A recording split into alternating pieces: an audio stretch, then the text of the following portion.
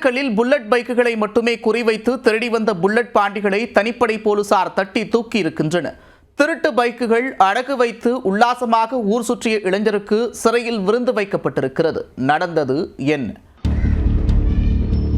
புல்லட்டை திருடிவிட்டால் போலீசில் மாட்டிக்கொள்வோம் என்பதை அறிந்து அடகு வைத்து கல்லா கட்டிய சம்பவம் திண்டுக்கல்லில் அரங்கேறியுள்ளது. மற்ற பைக்குகளை அடகு வைத்தால் 5000 10,000 தான் கிடைக்கும்.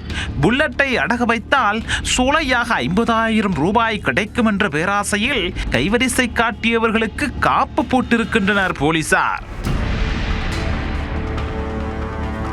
திண்டுக்கல் மற்றும் அதன் சுற்றுப்பகுதிகளில் அண்மை காலமாக விலை உயர்ந்த புல்லட் பைக்குகள் திருடு போவதாக தொடர்ந்து புகார்கள் எழுந்துள்ளன. இதில் கடந்த 25ஆம் தேதி திண்டுக்கல் நகர் மேற்கு காவல் நிலைய எல்லைக்கு உட்பட்ட பகுதியில் செல்வகுமார் என்பவருக்கு சொந்தமான புல்லட் காணாமல் போயுள்ளது.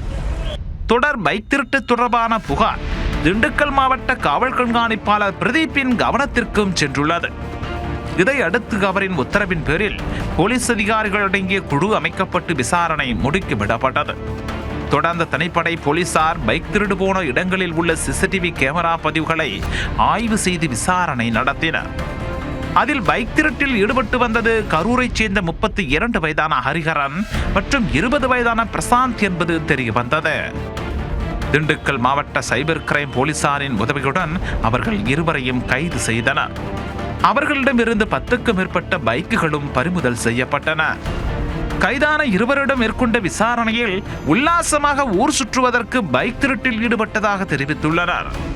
மற்ற இருசக்கர வாகனங்களை விட புல்லட் பைக்கின் மதிப்பு 2 லட்சம் ரூபாய்க்கு மேல் இருப்பதால் அவற்றையே குறிவைத்து திருடி உள்ளனர். திருடிய பைக்குகளை விற்பனைக்கு கொண்டு சென்றால் அதை வாங்குபவர்கள் உரிய ஆவணங்கள் கேட்பார்கள் என்பதால் மாற்று வழியை யோசித்திருக்கின்றனர். அதற்காக திருட்டு பைக்குகளை அடகு வைத்து கல்லா கட்டலாம் என்ற ஐடியாவை தாங்கள் கையில் எடுத்துள்ளனர். மற்ற பைக்குகளை அடகு வைத்தால் 5000 10,000 ரூபாயோ தான் கிடைக்கும். அதுவே புல்லட் பைக் என்றால் 40,000 ரூபாய் முதல் 50,000 ரூபாய் வரை கிடைக்கும் என்பதால் புல்லட் பாண்டிகளாக உலாவி உள்ளனர். இவர்கள் திண்டுக்கல் மட்டுமின்றி கோவை, சேலம், நாமக்கல் உள்ளிட்ட மாவட்டங்களிலும் புல்லட் உள்ளிட்ட பைக் திருட்டில் ஈடுபட்டது அம்பலமாகி உள்ளது. பின்னர் இருவர் மீதும் வழக்கு பதிவு செய்த காவல்துறையினர் நீதிமன்றத்தில் ஆஜர்படுத்தி சிறையில் அடைத்தனர்.